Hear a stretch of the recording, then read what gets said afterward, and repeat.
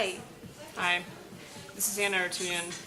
this is Natalia Antonova. Today we're going to talk about the fact that, well, at least according to me, no one has said anything new about Russia in the last 300 years or so. Yeah, pretty much so. Exhibit A is Snowdrops by A.D. Miller. I finally got around to reading it, so did Anna recently. Great book, by the way. It's a fabulous book. Fabulous, really. It's just a page turner. It's just It's great. a page turner. I also think it's kind of fabulous not for some of the wrong, for all of the wrong reasons, but I really enjoyed it. I just wanted to call your attention to a passage in it. Well, this book is full of passages like this. I just particularly like this one. Now, it's about a British lawyer who's seduced by the darkness of Moscow, of Russia, yes. Because Russian darkness seduces. Seduces, yes. Yeah. And it seduces him literally and metaphorically.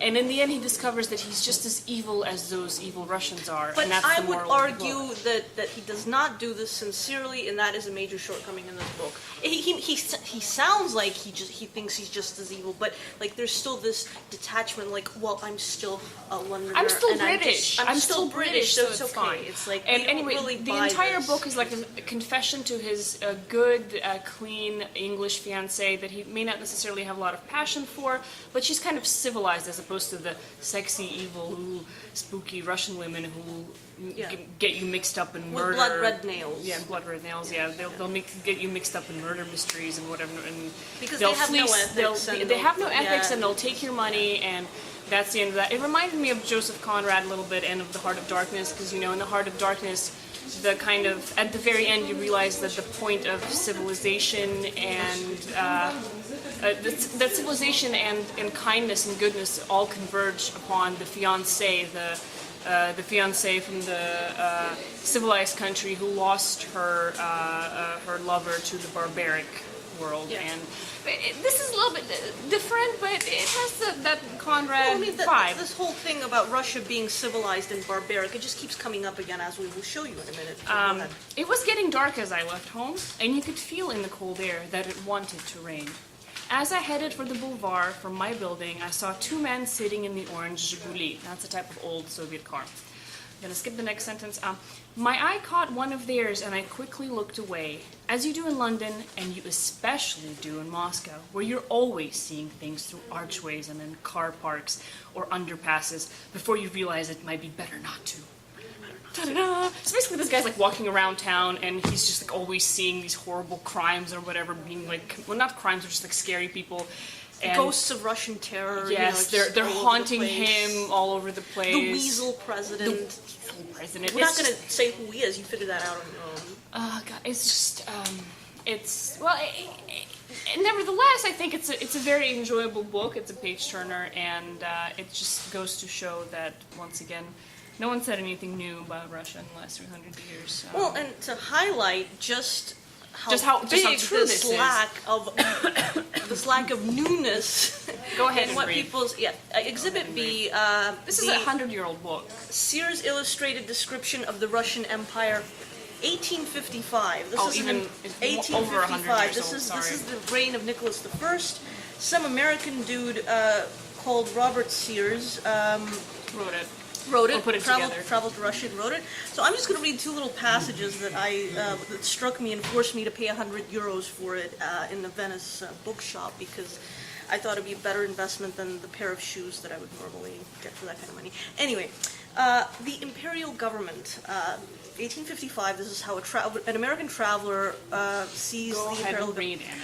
The Emperor of Russia assumes the title of Samodержец, or autocrat, and all power centers in and emanates from him. His will is unlimited and his authority uncontrolled, except in the respect he may voluntarily yield to established customs, to the privileges of certain classes, and to the prejudices of the people. A reverence for the emperor amounting almost to idolatrous worship is instilled into the Russians from their earliest childhood. Next to the name of God, the name of the emperor always occurs in the religious vocabulary of the people, in whose eyes the two names are next to synonymous. In every individual reign, however, the personal character of the sovereign must in a great measure determine that of the administration. 1855. It worked out really great for them in 1917, though, I have to point out. It's pretty much the same thing, but I mean, just to... Go ahead just and to, read the other one, because this one's even better. This Just go view ahead of and Russia read it. from the outside. Okay, the departure of the exiles for Siberia is a scene which should not be missed by the traveler. Just like a tourist attraction Exactly. of that age. The mere fact of transportation is not looked upon as a severe punishment, for the great body of the criminals consists of persons who have been accustomed to, all their lives to a compulsory servitude as severe as that which awaits them beyond the Ural Mountains. Condemnation in the mines of Siberia is what they dread. Oh dear. Anyway, we're going to be discussing images of Russia and stereotypes, as well as how Russians view themselves, because, you know, it's true what they say, Russia is way more sensitive to its international PR than some other nations we know. I think it's true. I'd just like to point out that I think that Russia, no country is as concerned with its image abroad as is Russia. And that's a good thing and a bad thing, I think. Exactly. I think it's it actually causes more... a lot of its own problems. I think as it's well. more good than bad, though, in the end. I think it's more... Anyway, we'll go back to this. We were having a debate on Russia's image abroad, on improving it, on how you go about doing that. It's happening tonight at the Multimedia Press Center in Ria Novosti at 6:30 p.m. If you still want to register for it, email yed.antonenko@moscownews.ru, or just go to our website. And enjoy.